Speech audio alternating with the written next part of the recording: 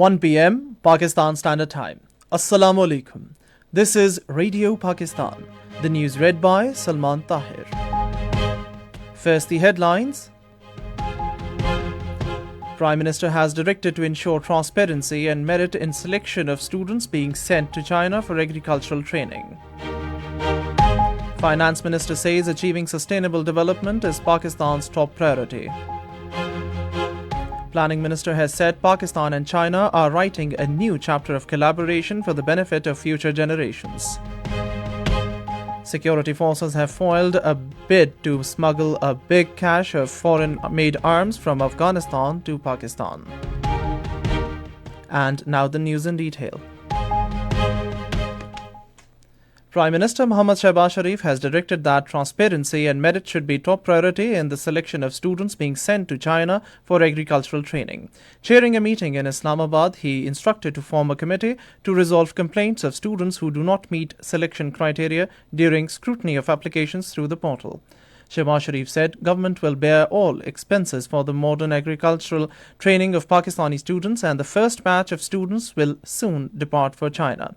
He said 10% special quota has been reserved for students from Balochistan in this agricultural training opportunity in China.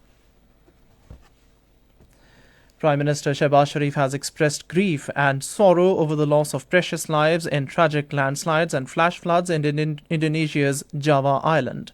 In a post on his X handle, he extended condolences to Indonesian President Prabowo Subianto, families of victims and people of Indonesia.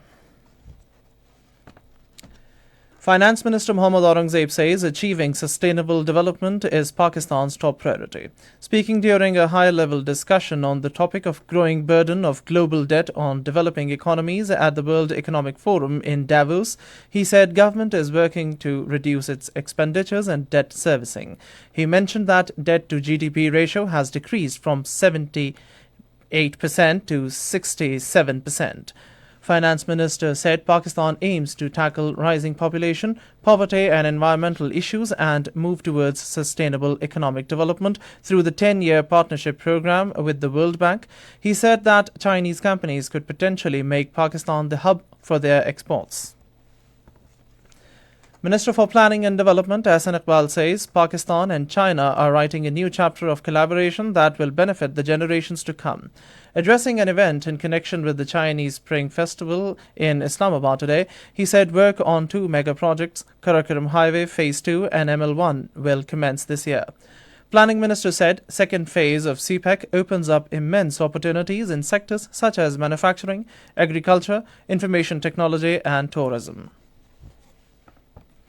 Minister for Information and Broadcasting Ataullah Tarar says Pakistan Tehreek-e-Insaf founder has been convicted in £190 million Al-Qadir Trust case based on irrefutable evidence. In a televised message today, he said it is Pakistan's biggest corruption case. He said co-accused Malik Riaz has also been declared an absconder in this case and National Accountability Bureau is taking credible steps for its extradition, including contacting the United Arab Emirates government. He emphasized that there are evidences and cases against Malik Riaz and others who should face the court. Special Investment Facilitation Council is extending support for promotion of electric vehicles industry in the country. Chinese company ADM Group has announced an investment of $250 million to set up an electric vehicles manufacturing plant in Pakistan. Transition to electric vehicles is expected to cut fuel import costs, saving billions of dollars. The government's new regulations for electric vehicles charging infrastructure will also improve Pakistan's environmental balance. Security forces, in a major achievement, have foiled a bid to smuggle a big cache of foreign-made arms from Afghanistan to Pakistan. According to security forces captured an arms-laden truck at Ghulam Khan border terminal adjacent to Pakistan-Afghan border and recovered sophisticated foreign-manufactured weapons and magazines.